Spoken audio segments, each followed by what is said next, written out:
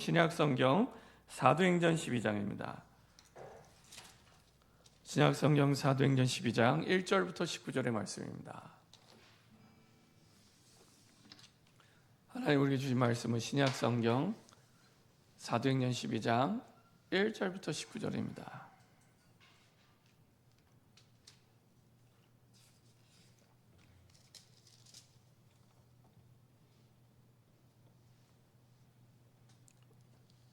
사도행전 12장 1절부터 19절까지입니다. 우리가 계속해서 사도행전의 말씀을 보고 있는데요.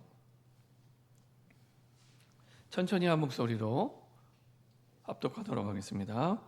그때 헤롯 왕이 손을 들어 교회 중에서 몇 사람을 해하려 하여 요한의 형제 야고보를 칼로 죽이니 유대인들이 이 일을 기뻐하는 것을 보고 베드로도 잡으려 할새 때는 무교절 기간이라. 잡음에 옥에 가두어 군인 내식인 네페에게 맡겨지고 유월절 후에 백성 앞에 끌어내고자 하더라. 이에 베드로는 옥에 갇혔고 교회는 그를 위하여 간절히 하나님께 기도하더라.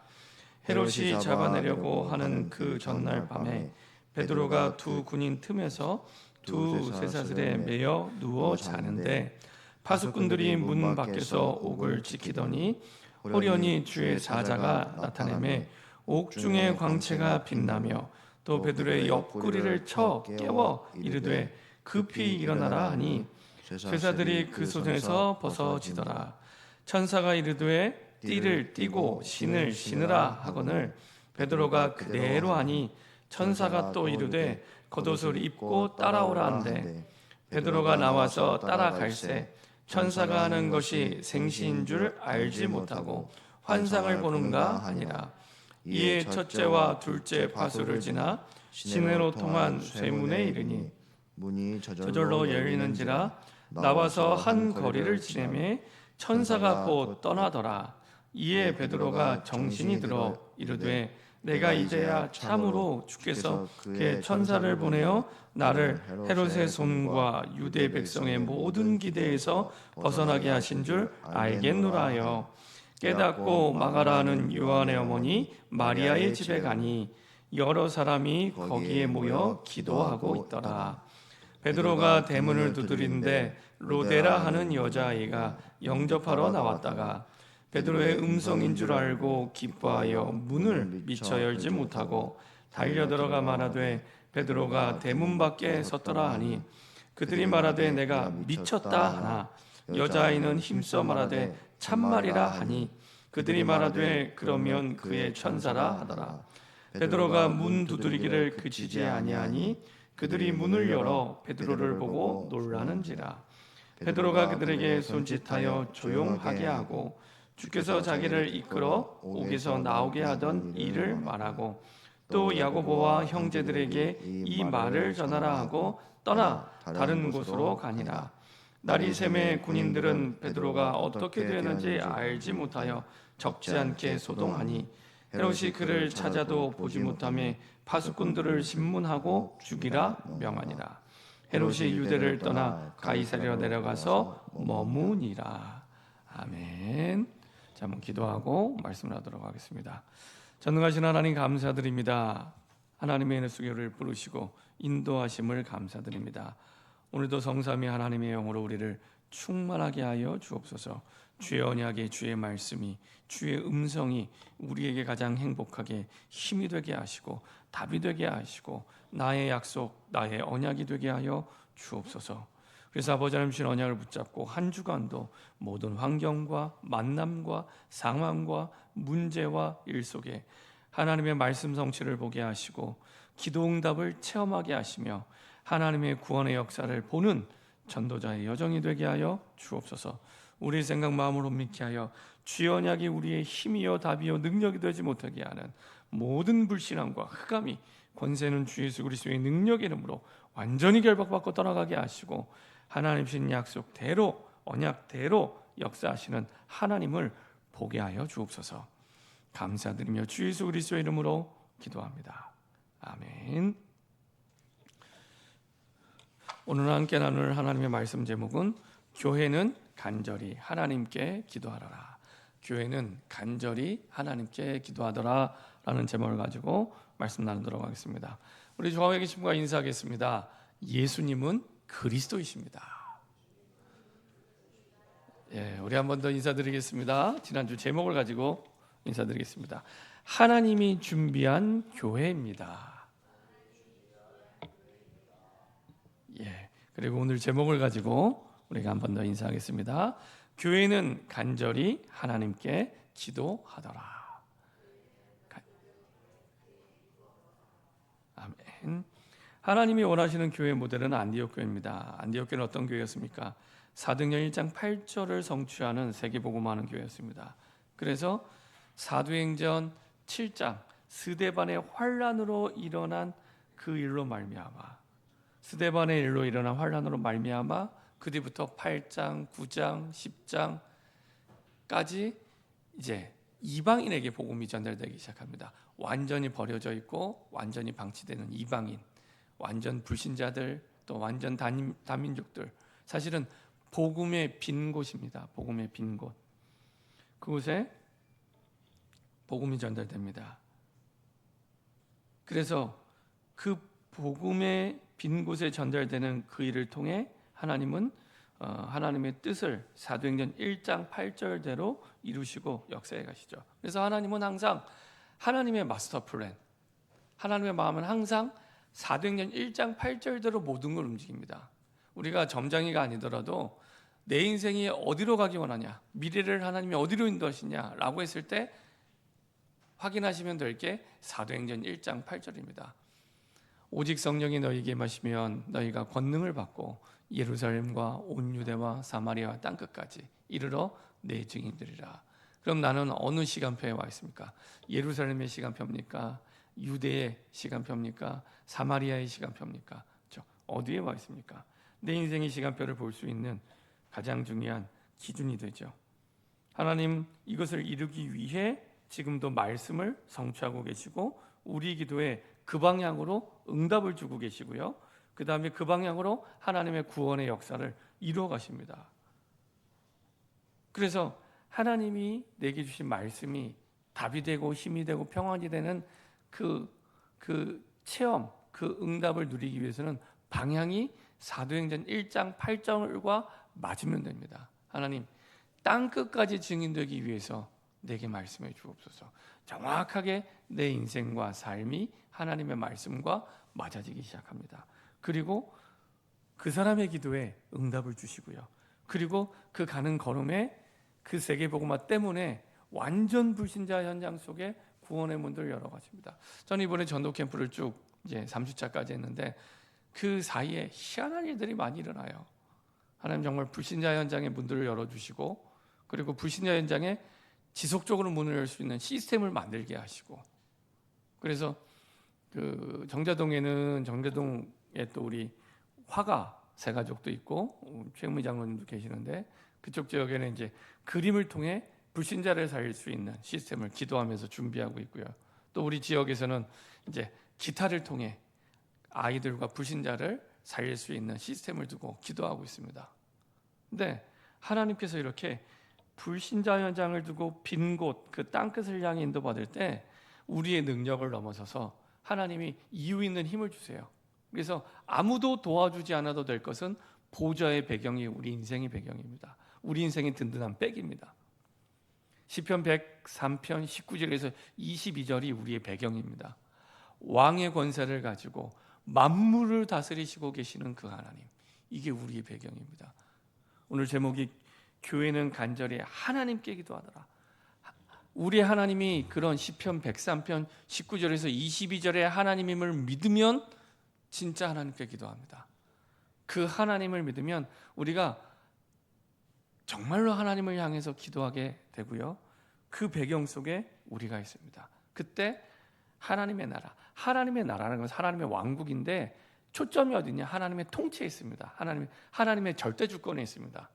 그러니까 아무도 막을 수 없는 하나님의 절대 주권이 다스리는 하나님의 나라가 내 현장에, 내 인생에, 내 만남에 임하게 되는 거예요. 이게 하나님의 나라, 하나님의 왕국입니다. 지옥 같은 삶, 너무 이상한 사람을 만난다 할지라도 거기에 하나님의 절대 주권으로 역사하시는 하나님의 왕국, 하나님의 나라가 임하게 되면 바뀔 수밖에 없는 겁니다. 그렇죠? 그 배경 속에 우리가 있는 거예요. 그래서 안디옥 교회를 하나님 세우신 이유, 헬라인에게도 19절과 20절이 한 글자 차이예요. 사도행전 11장 19절과 20절이 한 글자 차이. 유대인에게만 전했는데 20절에는 헬라인에게도 이걸 원했던 거예요. 그렇죠? 구브로와 구레네 몇 사람, 구브로와 구레네 몇 사람. 구브로는 키프로스, 구레네는 지금의 아프리카 북부의 리비아. 그러니까 이방인 기독교인들이에요. 이방인 기독교인들이 이방인들에게 복음을 전하기 시작합니다. 이방인들에게. 이게 하나님이 그토록 원하던 사도행전 1장 8절이었죠. 완전 불신자, 완전 이방 다민족. 여기에는 사마리아 땅같이 내가 싫어하는 사람도 다 포함되어 있습니다. 내가 미워하는 사람도 포함되어 있습니다. 그 사람도 구원받을 대상입니다. 그 사람도. 땅끝이요 빈 곳이죠. 그래서 하나님의 이 뜻을 이루게 하나님은 모든 능력을 그 사람에게 다 주십니다. 그래서 주의 손이 그들과 함께. 어떤 그들이요? 헬라인에게도 주 예수를 전파하는 그들. 헬라인에게도 주 예수를 전파하는 그들에게 주의 손이 함께 한다니까요. 주의 손이. 이걸로 끝 아닙니까? 그렇죠? 만물을 만드시고 창조하신.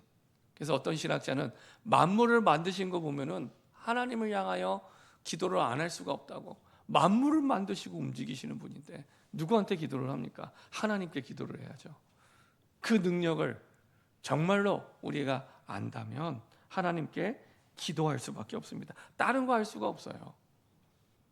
주의 손이 하나님의 뜻이 맞은 헬라인에게도 주 예수를 전파하는 그들과 함께하고, 하나님의 은혜를 늘 남 얘기로 들었는데 내 응답으로 보고, 그리고 많은 무리를 살리고 양육하는, 실제 불신자에게 전도 사역을 하고 그들을 양육하는 바나바와 바울의 전도 팀이 구성되면서 한계를 뛰어넘는 거예요. 사람의 한계. 우리는 좋아하는 사람, 싫어하는 사람이죠. 그 한계를 뛰어넘습니다. 그리고 환경. 이방인은 법적으로 만나면 안 돼라고 생각했던 오래된 생각의 틀이 깨트려지게 되고요. 그래서 그 환경의 틀, 생각의 틀, 율법주의의 틀, 신비주의의 틀, 인본주의, 선입견, 편견의 틀 깨트려지게 되고요. 그리고 상식으로만 사는 인생이 아니라 기적이 상식이 되는 안디옥 교회 응답을 누리게 됩니다. 우리는 항상 그 상식을 많이 얘기하잖아요. 근데 우리가 우리의 삶이 상식대로 되나요? 삶이 그렇지 않잖아요. 상식대로만 될 것 같으면은 홍해가 갈라지는 건 상식이 아니잖아요. 요단강이 갈라지고 여리고가 무너지는 건 상식이 아니잖아요. 기적이지. 하나님은 우리에게 그렇게 축복하기를 원하시는 겁니다. 그래서 상식을 넘어선 하나님의 기적으로 응답을 받는, 오히려 하나님의 기적이 상식인 교회, 이게 안디옥 교회였습니다. 그렇죠? 그래서 우리 교회가 어떤 모습이 되면 되냐? 그냥 한마디로 안디옥 교회처럼 되면 됩니다. 내 인생이 어떤 모습이 되면 하나님이 가장 기뻐하는 인생이 됩니까? 안디옥 교회처럼. 우리도 교회잖아요. 교회, 하나님의 성전. 안디옥 교회 같은 인생이 되면 됩니다. 그럼 가장 기뻐하는 인생이 되는 겁니다. 그렇죠? 성경대로 하나님께서는 이 축복을 우리에게 약속해 주셨습니다. 온 땅에 기근과 흉년이 들었는데 굶지 않아요. 굶지 않는 정도가 아니라 살릴 만큼의 빛의 경제에 응답을 주세요. 지금 나라 경제가 어렵다고 하잖아요. 그렇죠? 코로나 때도 어려웠다고 하잖아요. 근데 우리가 막 겨우 먹고 사는 수준이 아니고 다른 사람을 살릴 만큼의, 왜냐? 생명을 살려야 되니까. 이게 안디옥 교회였습니다. 진짜 생명 살리는 빛의 경제. 내가 노력해서 얻는 경제가 아니고요. 그리스도의 빛으로 하늘이 우리에게 주신 경제. 이거는 내 노력과 비교할 수 없는 경제입니다. 그 경제가 세계를 복음화하는 경제요. 나를 살리고 내 교회와 현장을 살리는 경제입니다. 이 응답을 받았던 그렇죠? 교회가 안디옥 교회입니다. 자, 이렇게 안디옥 교회가 나온 이후에 다시 이 누가는 예루살렘 교회를 비춰줍니다. 사실은 시간 순서로 따지면 11장 뒤에 12장이 아니고요. 그 바울과 바나바가 오기 이전에 원래 12장의 일이 있었던 거예요. 시간 순서대로라면은. 자, 근데 그때 어떤 일이 있었습니까? 12장에 보니까, 자, 12장 1절, 2절, 3절 우리 한번 읽어보겠습니다. 그때에 헤롯 왕이 손을 들어 교회 중에서 몇 사람을 해하려 하여 요한의 형제 야고보를 칼로 죽이니 유대인들이 이 일을 기뻐하는 것을 보고 베드로도 잡으려 할새 때는 무교절 기간이라. 헤롯 왕이, 이 헤롯 왕은 예수님을 죽이려고 했던 그 헤롯 대왕이 아니고요. 그 헤롯 대왕의 손자입니다. 근데 이 사람은 어떤 사람이냐면 그 아버지가 에돔 사람이에요. 그러니까 이스라엘 백성들은 아시는 것처럼 순혈주의예요. 혈통을 굉장히 중시합니다. 근데 피가 섞였잖아요. 이방인의 피가 섞여 있습니다. 네, 에돔 족속. 그러니까 에돔 족속은 에서의 후손입니다. 에서의 후손. 그러니까 늘 핸디캡이 있었던 거예요. 유대인들이 별로 좋아하지 않습니다. 이 헤롯 대왕의 손자인 이 헤롯 왕을 별로 안 좋아했어요. 그러다 보니까 사람들의 환심을 얻고 마음을 얻으려고 하니 어떤 일이 했냐? 유대인 불신자들이 싫어하는 이 기독교인들을 잡아서 이제 나라가 본격적으로 핍박을 하기 시작한 겁니다. 이전에 사도행전 4장의 핍박은 교회 교권의 핍박이었습니다. 사내들인 공회의 핍박이었지만 여기서의 핍박은 나라가 이제 국가가 핍박하는 거예요. 왕이 핍박하는 겁니다. 사람들의 환심을 얻기 위해서. 뭐 지금하고 똑같죠. 표를 얻기 위해서 뭐 온갖 일들을 다 하는 정치가처럼 이 왕이 백성들의 환심을, 불신자 유대인들의 환심을 사기 위해서 이제 예수 믿는 사도들을 잡아들여서 죽이기 시작합니다. 그래서 누가 죽냐? 요한은 이제 세베대의 아들이 둘이 있었죠. 요한과 야고보. 야고보가 형이에요. 형. 야고보를 칼로 죽이게 됩니다. 이 당시에 칼로 죽이는 것은 굉장히 비참하게 죽이는 사형의 방법입니다. 그러니까 비참하게 죽이는 거예요. 그랬더니 어떤 일이 벌어집니까? 3절에 유대인들이 이를 기뻐하는 것을 보고 이제 환심을 산 거예요. 유대인 불신자들이 얼마나 기뻐했겠습니까? 원래 이전에 사내들인 공회에서 하던 일들을 이제는 이제 정치가 나서서 표를 얻기 위해서 하고 있는 거거든요. 그만큼 이때 당시에 기독교인들이 어마어마하게 많아진 상황이었습니다. 유대인들이 이를 기뻐하는 것을 보고 베드로도 잡으려 할새 때는 무교절 기간이라. 이제 야고보를 한 명 죽였으니까 이제는 베드로도 잡아 죽여야겠다. 뭐 이제 베드로가 죽는 건 시간 문제였죠. 근데 하필이면 절기가 무슨 절기냐? 유대인 달력으로 우리 유대인 그 절기상 6월절이 붙어 있는 무교절이에요. 무교절 어떤 주간이냐면 그 6월절이 되면은 6월절은 하루예요, 하루. 그리고 6월절을 지나 일주일을 그 주간을 이제 무교절로 지킵니다. 출애굽을 해서 그 이스라엘 백성들이 해방된 걸 기념하는, 그래서 일주일 동안을 6월절 뒤에 붙어서 일주일을 무교절 주간으로 지내는 거예요. 그래서 그 기간에는 유대인의 절기이기 때문에 이런 피를 보는 일들을 안 하는 겁니다. 그래서 이때는 감옥에 넣어놨다가 이 절기가 끝나자마자 베드로도 죽여야겠다. 이건 뭐 100% 거의 죽는 거예요. 피할 수가 없는 겁니다. 그런 상황. 사실은 절체절명의 지금 어려움에 처한 상황이죠. 다른 사람도 아니고 지금 지도자들을 계속 죽이는 겁니다. 지도자들을. 그러니까 교회가 얼마나 어려워지겠습니까? 얼마나 교회가 힘들어지겠습니까? 그렇죠? 근데 막을 수가 없는 거예요. 방법이 없는 거예요. 그러니까 나라가 왕이 이미 한 명은 죽였고 그리고 또 베드로도 잡아서 죽이려고 하는데 피할 길이 없는 절체절명의 정말로 절대 불가능의 그런 상황입니다. 그때 교회가 뭐 했냐? 그렇죠? 그게 중요하죠. 자, 5절. 자, 5절 같이 한 목소리로 합독하도록 하겠습니다. 이에 베드로는 옥에 갇혔고 교회는 그를 위하여 간절히 하나님께 기도하더라. 자, 12절에 어디서 기도했는지 한번 볼까요? 12절 같이 합독하겠습니다. 깨닫고 마가라는 요한의 어머니 마리아의 집에 가니 여러 사람이 거기에 모여 기도하고 있더라. 그렇죠? 마가의 집에서 베드로를 옥에 갇힌 베드로를 위해서 교회가 그를 위하여 기도하는데 두 가지 기억해야 될 거. 간절히 기도했다는 거. 간절히 기도했다는 걸 원래 원어의 뜻이 계속해서 지속적으로 하나님이 응답 주실 때까지, 이런 의미입니다. 하나님이 응답 주실 때까지 기도했다는 거예요. 이게 간절입니다. 그리고 하나님께 그 말은 천지 만물을 창조하시고 그것을 움직이시고 다스리시는 그 능력을 믿는 믿음을 가지고 기도한 겁니다. 그렇죠?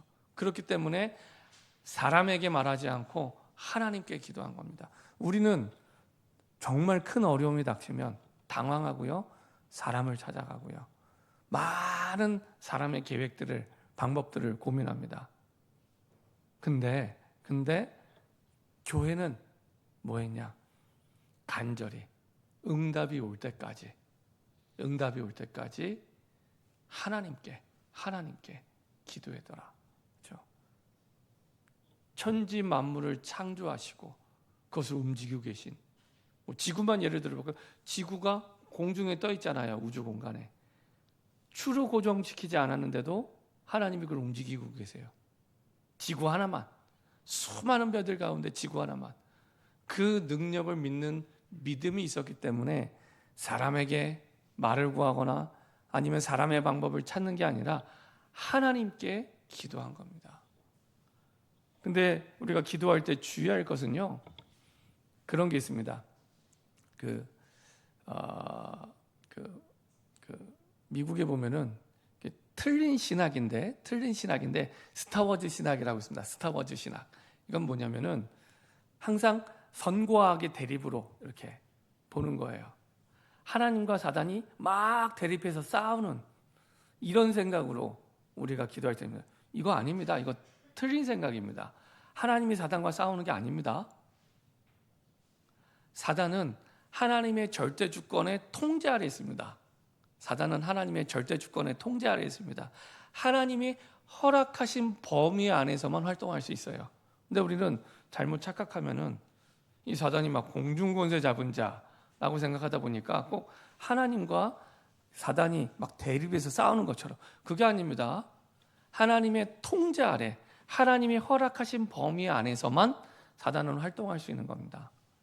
우리는 이미 그래서 이긴 싸움이라고 얘기해요. 이긴 싸움. 성도의 싸움은 그래서 이긴 싸움입니다. 이긴 싸움. 이미 이겨놓고 싸우는 거예요. 막 우리가 영적 싸움을 싸우는데 막 겨우 이길까 말까 이거 아닙니다. 네. 하나님의 절대 주권 속에 사단이 그 통제 아래 있다는 거예요. 그렇기 때문에 그 확신을 가지고, 그래서 하나님이 지금 분명히 사실은 이런 상황을 허락을 안 하실 수도 있잖아요. 하나님이 지금 하나님의 통제 아래 이런 상황을 허락하신 거예요. 야고보는 순교당하고 베드로는 옥에 갇혔어요. 이거는 하나님이 하나님의 통제 아래 허락을 하신 거예요. 왜 허락을 하셨을까요? 그렇죠? 먼저 기억해야 될 것은 기도의 능력이 얼마나 어마어마한지를 깨닫게 하기 위해서. 기도의 능력. 두 번째는 그 속에서 주시는 하나님의 은혜가 있습니다.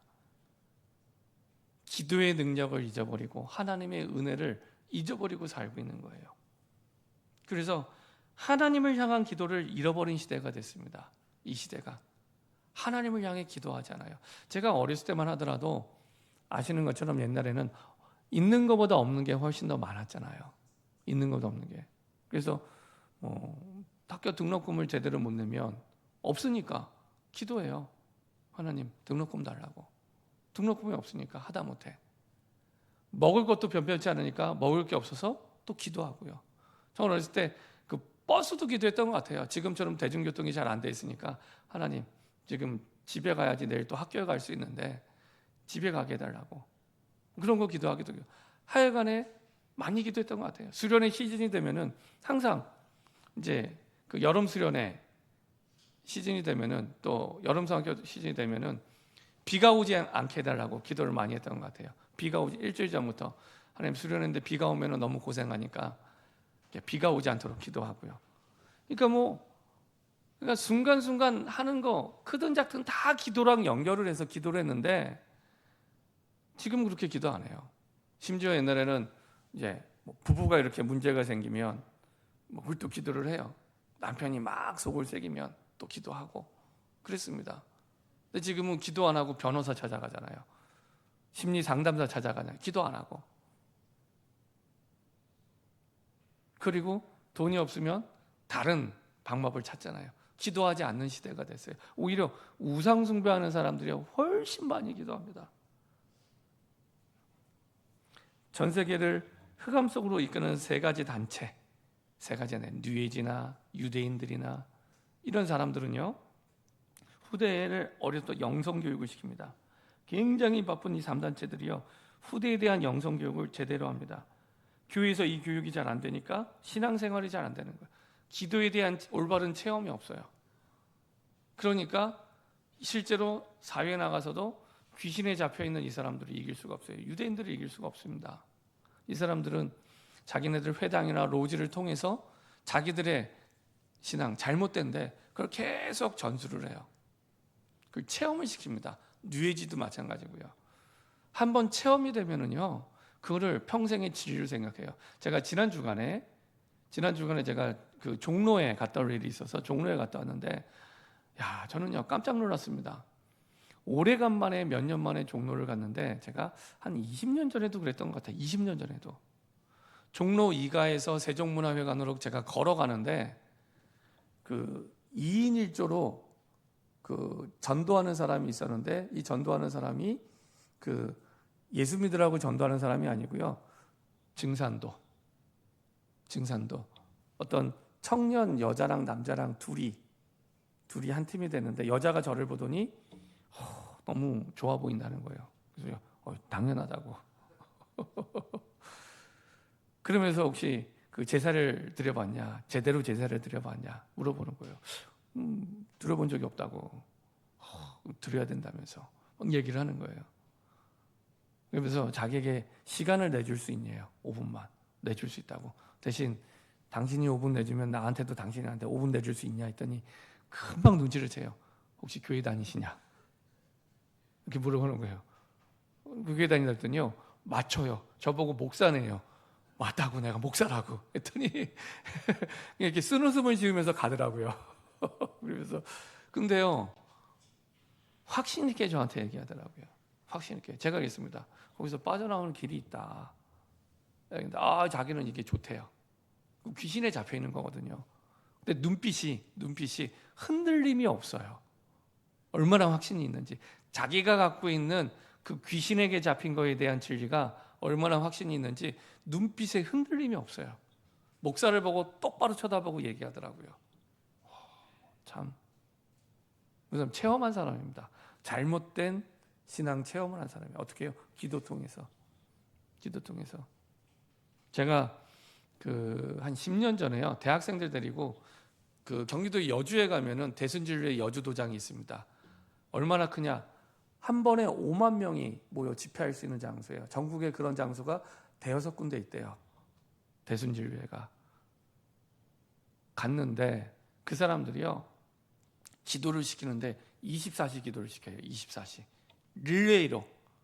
그리고요, 그 사람들은 그 아무나 기도 안 시키고요, 자기네 기도의 방에 들어가는 사람들은 우리말로 하면 세례받은 사람만, 그 사람들 말로는 제사 지낸 사람만 들어가고요. 그 다음에 이쪽 건물에서 그 기도하러 갈 때는 군대처럼 오화열을 맞춰서 가요. 오화열을 맞춰서 가고요. 그리고 복장도요, 아무 복장도 안 돼요. 옛날 무슨 70년대 한복 같은 거 입고요, 그거 입고 오화열을 맞춰서 인도자의 그 인도를 따라서 움직이더라고요. 이야, 얼마나 경건하게 기도하러 가는지. 그거를 24시 릴레이, 거기서 밥 먹여줘 가면서 기도를 시켜요. 그렇게 기도를 시키면 뭔가 온다니까요. 뭔가 와요. 그게 귀신 체험입니다. 그게. 근데 그거를 진리라고 생각하는 겁니다. 그러니까 평생 거기에 매여 있는 거예요. 평생. 모슬렘, 이슬람교 신자를 모슬렘이라고 하죠. 얼마나 후대 영성 교육을 철저히 하는지 모릅니다. 하루에 5번씩 기도해요.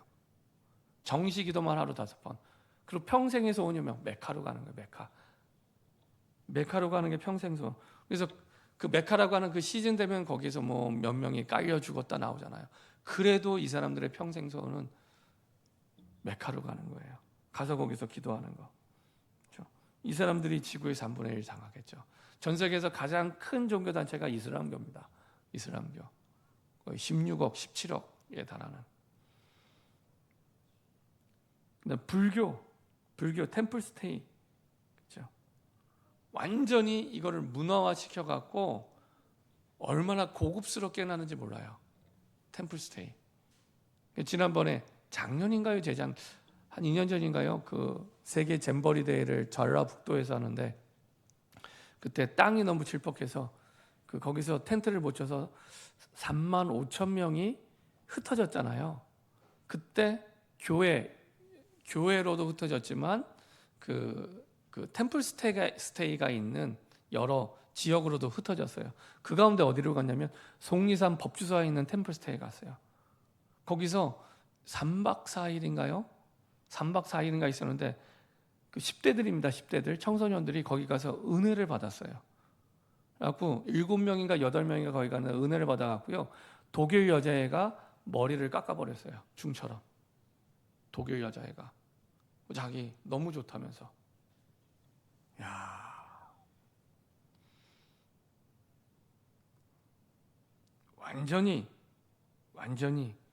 영적으로 기도 훈련을 시키고 있습니다. 증상교는요, 아예 선타임이라고 만들어서 청소년들한테 교리를 먼저 가르치고요, 그거를 반복 암송을 시키고요, 그 가운데 딱 한 단어에 집중해서 기도하도록. 이러면 또 이제 뭐가 와요. 이렇게 기도를 시킵니다. 그래서 많은 사람들이 명상을 하고요, 마음 수련하고요. 너무 많은 사람들. 그래서 문제가 오면은 다 거기로 가요. 마음 수련, 명상. 또 뭐가 와요. 근데 그게 망하는 길인 줄 모르고 귀신이 주는 응답인 줄 모르고 거기로 가는 거예요. 우리만 기도하지 않아요. 오래된 영적 무기력 속에.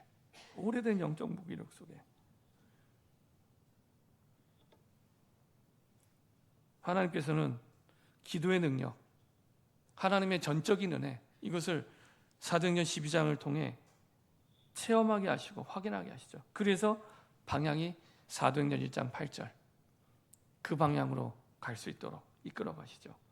자, 이때 베드로는 옥에 갇혔고 교회는 그를 위하여 간절히 하나님께 기도했는데 그때 기도하는 주역이 누구였냐? 산업인과 중직자들이었습니다. 처음 교회 시작의 발판도 산업인과 중직자들이죠. 사도행전 1장 12절 14절 마가의 다락방에 모여서 오로지 기도하는 사람, 마음을 같이 해서. 이 120명의 주축이 누구라고요? 70인 제자예요. 중직자들이에요. 누가복음 10장에 예수님을 따라다니는 무리들 가운데 전도 현장에 파송됐던 그 대부분의 사람들이 그대로 마가 다락방에 모이게 됩니다. 그 교회의 주축이 사실은 중직자들이었고 산업인들이었습니다. 사도행전 2장 9절부터 11절 15나라에서 온 사람들이 그 사람들이었고요. 사도행전 2장 41절 42절에 그 응답의 주역도 중직자와 산업인들이었습니다. 사도행전 6장 1절부터 7절 아예 많은 교인들 가운데 처음으로 초대교회가 중직자를 세우죠. 이 사람들이 교회를 이끌어가는 모든 사역의 주역들이었습니다. 그래서 그 뒤에 교회 전도 팀의 주역이었죠. 사도행전 7장 1절부터 60절 대표적인 사람이 스데반. 그 스데반의 설교입니다. 사도의 설교. 저와 같은 목회자의 설교가 아니고요. 평신도 스데반 집사의 설교예요. 그렇죠? 하나님이 얼마나 기뻐하셨든지 스데반의 일로 인한 환난으로 말미암아 본격적으로 이방인 복음화의 전도가 시작이 됩니다. 사도행전 8장 4절부터 8절 사마리아 땅에 내려가서 복음 전했던 사람이 사도가 아니라 빌립 집사라니까요. 사도행전 9장 1절부터 15절, 바울을 누구에게 붙였냐? 아나니아, 그 지역의 중직자였던 아나니아에게 붙입니다. 중직자 사역자였던. 교회 전도팀의 주역이 시작도 중직자들이었고요. 전도팀의 주역도 중직자와 사역자들이었고요. 산업인들이었고요. 교회 기도의 주역도 역시 오늘도 교회 중직자와 산업인들이었습니다. 5절에 이에 베드로는 옥에 갇혔고 교회는 그를 위하여 간절히 하나님께 기도하더라. 이 사람들이 누굽니까? 12절 깨닫고 마가라는 요한의 어머니 마리아의 집에, 좀 마리아가 누굽니까? 교회 그 당시 중직자예요. 여러 사람이 거기에 모여 기도하더라. 거기 모였던 핵심 멤버들이 교회 중직자와 산업인들이었습니다. 그렇죠? 17절 베드로가 그들에게 손짓하여 조용하게 하고 주께서 자기를 이끌어 옥에서 나오게 하던 일을 말하고 야고보와 형제들에게 이 말을 전하라고. 야고보, 이 야고보는 앞부분에 죽은 야고보, 다른 야고보입니다. 예수님의 동생 야고보. 앞부분 야고보는 세베대의 아들 야고보, 다른 야고보예요. 갑자기 죽은 야고보가 살아 돌아왔다고 생각하시면 안 됩니다. 다른 야고보입니다. 야고보와 형제들, 이 중직자들이에요. 야고보는 사도가 이때 아니었어요. 이 말을 전하라 하고 떠나 다른 곳으로 가니라. 그러니까 교회 모여 기도하는 사람들이 대부분 교회 중직자와 사람들이었습니다. 교회 기도의 주역이었죠. 왜냐? 이 사람들을 통해서 하나님 계속해서 하나님이 원하시는 전도운동을 하기 위해서는 기도의 능력이 필요했고 하나님의 은혜를 알아야 되기 때문에 말로만이 아니라 실제로 체험하는 주인공으로 세우기 위해. 자, 이런 축복 속에 하나님이 인도하셨고요. 특별히 이 시간표를 통해 베드로를 바꾸는 시간표도 되었죠. 베드로의 오래된 틀을 깨고 하나님의 곳으로 완전히 바꾸십니다. 어떤 틀이었습니까? 우리 고린도후서 10장 4절 5절 한번 보도록 하겠습니다. 고린도후서 10장 4절 5절.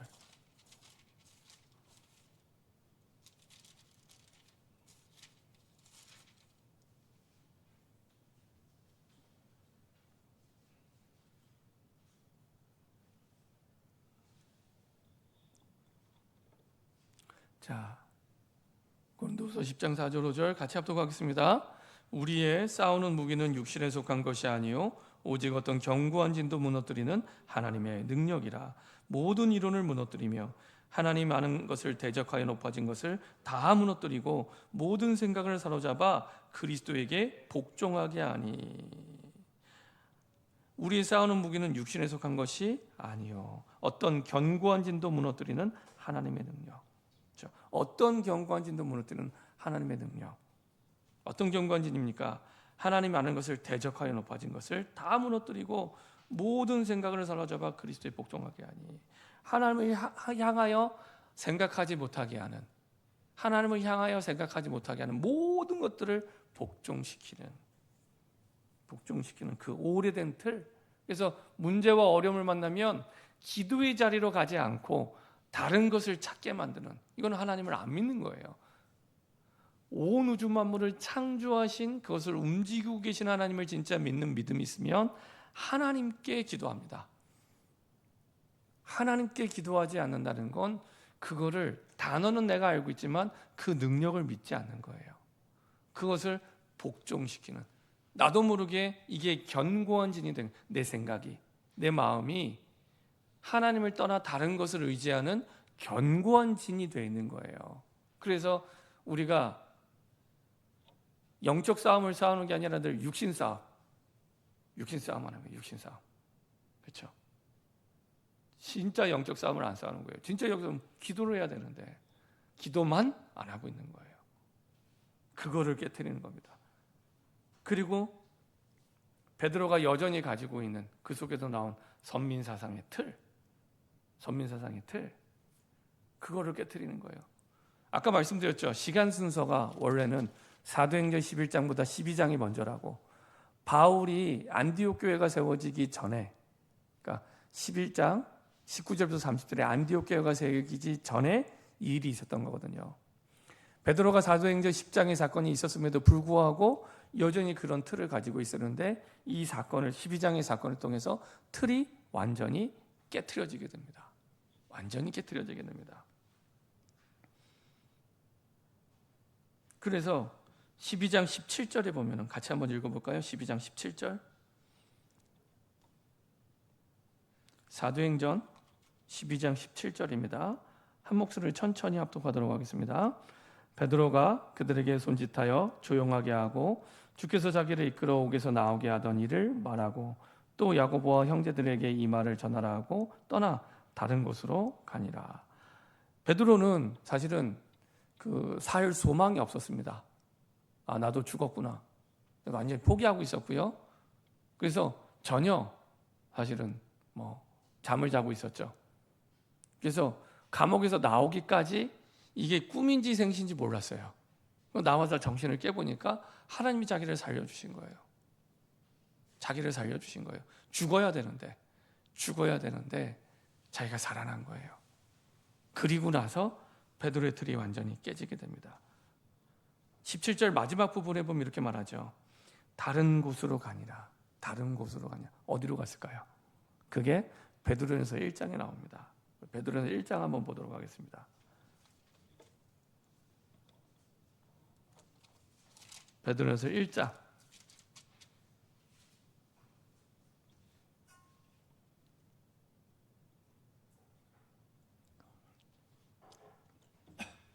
베드로전서 1장 베드로전서 1장입니다.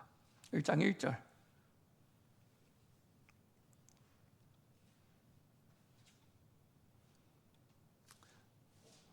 베드로전서 1장 1절입니다.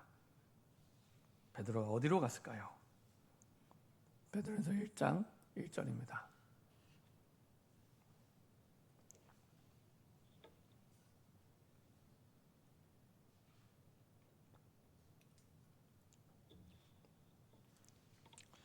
베드로전서 1장 1절입니다. 천천히 한 목소리로 합독하도록 하겠습니다.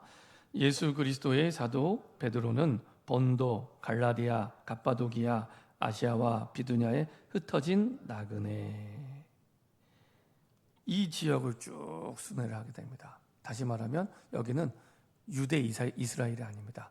이방인 땅들을 쭉 순회하면서 사역을 하기 시작합니다. 완전히 베드로의 틀이 바뀌었어요. 아, 하나님이 나를 부르신 것은 사도행전 1장 8절 때문에 부르셨구나. 예루살렘에만 머무는 게 아니라 내 인생이 정말로 예루살렘과 유대와 사마리아와 땅끝을 두고 나를 부르셨구나. 깨달은 거예요. 오랫동안 가지고 있던 베드로의 율법주의, 유대주의를 깨트리고 이방인의 땅을 향하여 가게 됩니다. 자기 인생의 망대, 나를 의지하고 내 생각을 의지하고 내 기준을 의지하던 그 망대가 하나님만을 의지하는 망대로 하나님의 은혜로 완전히 바뀌게 되죠. 보좌의 능력을 의지하는 보좌의 망대로 바뀌어지게 됩니다. 그래서 1장 3절 4절 한번 읽어볼까요? 이 베드로의 그 이후의 고백입니다. 그 이후에 12장 이후에 죽었다가 살아났잖아요. 그 이후의 고백입니다. 3절 4절 같이 합독하겠습니다. 우리 주 예수 그리스도의 아버지 하나님을 찬송하리로다. 그의 많으신 긍휼대로 예수 그리스도를 죽은 자 가운데서 부활하게 하심으로 말미암아 우리를 거듭나게 하사 산 소망이 있게 하시며 썩지 않고 더럽지 않고 쇠하지 아니하는 유업을 있게 하시나니 곧 너희를 위하여 하늘에 간직하신 것이라. 부활의 능력이 무엇인지를 깨닫게 된 거예요. 내가 죽어야 되는데 그 죽을 목숨에서 살아난 산 소망이 무엇인지를 깨닫게 된 겁니다. 썩지 않고 더럽지 않고 쇠하지 아니하는 유업을 있게 하시나니 곧 너희를 위하여 하늘에 간직하실 것이라. 하늘의 것으로 우리 주 예수 그리스도의 아버지 하나님을 찬송하리로다.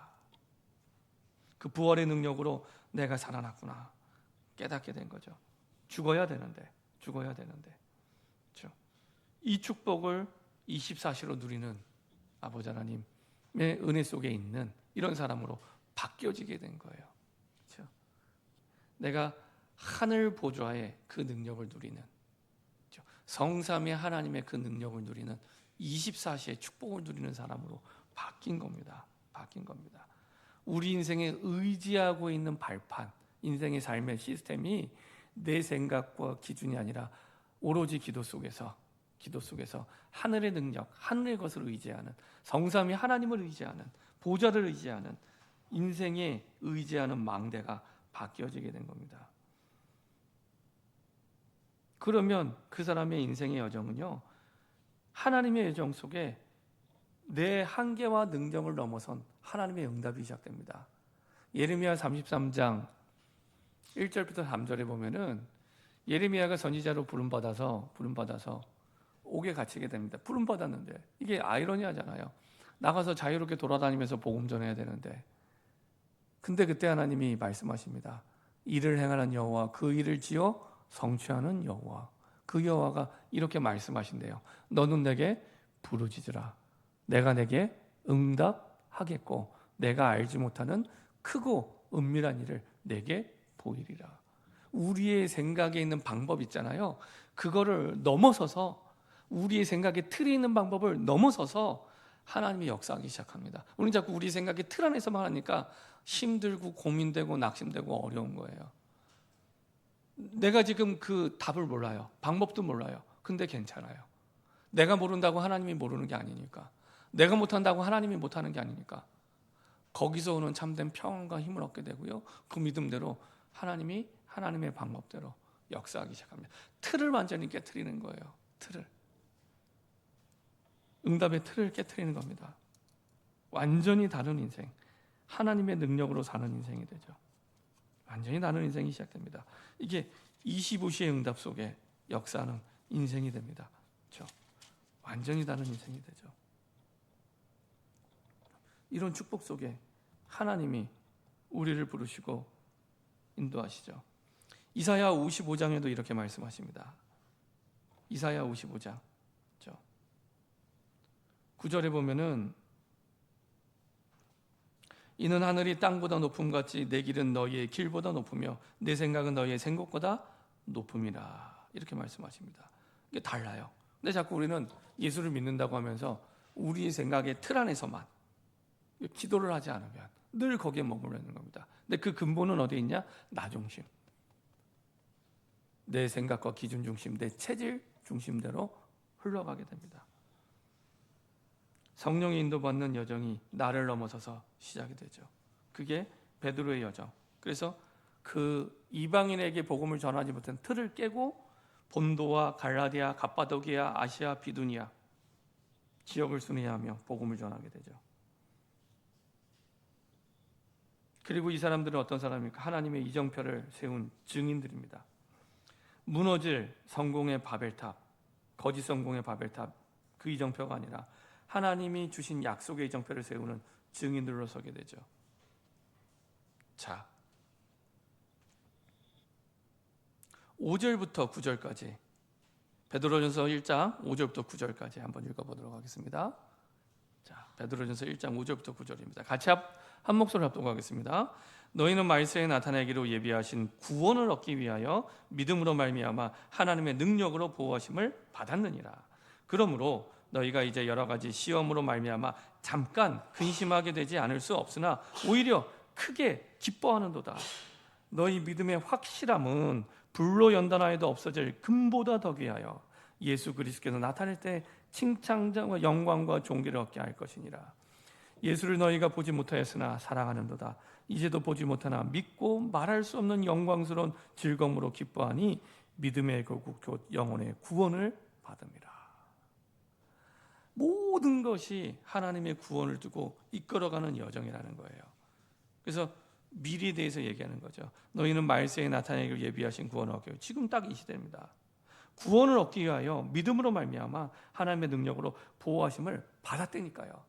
우리는 사단과 막 비등비등하게 싸우는 존재가 아닙니다. 이기고 시작하는 존재이기 때문에. 그러므로 너희가 이제 여러 가지 시험으로 말미암아 잠깐 근심하게 되지 않을 수 없으나 오히려 크게 기뻐하는도다. 너희 믿음의 확실함은 불로 연단하여도 없어질 금보다 더 귀하여 예수 그리스도 나타나실 때 미래에 예수님의 재림 때 칭찬과 영광과 존귀를 얻게 할 것이라. 하나님의 구원을 이룬 내가 겪고 있는 환난 어려움이 하나님의 구원을 이루는 작품이 돼서 예수님의 재림하실 때 칭찬과 영광과 존귀를 얻게 할 것이 된다는 겁니다. 우리 미래에. 예수를 너희가 보지 못하였으나 사랑하는도다. 이제도 보지 못하나 믿고 말할 수 없는 영광스러운 즐거움으로 기뻐하니. 이게 지금 감옥에서 죽다 살아 돌아와서 이제 순회 사역 가운데 얻은 충만함입니다. 믿음의 결국 곧 영혼의 구원을 받음이라. 우리 믿음의 목적 결론이 뭡니까? 영혼을 살리기 위해. 영혼을 살리기 위해. 그래서요, 진짜 기도하시는 전도자의 정체성. 전도자의 정체성. 그렇죠? 그것 때문에 우리에게 믿음 주신 겁니다.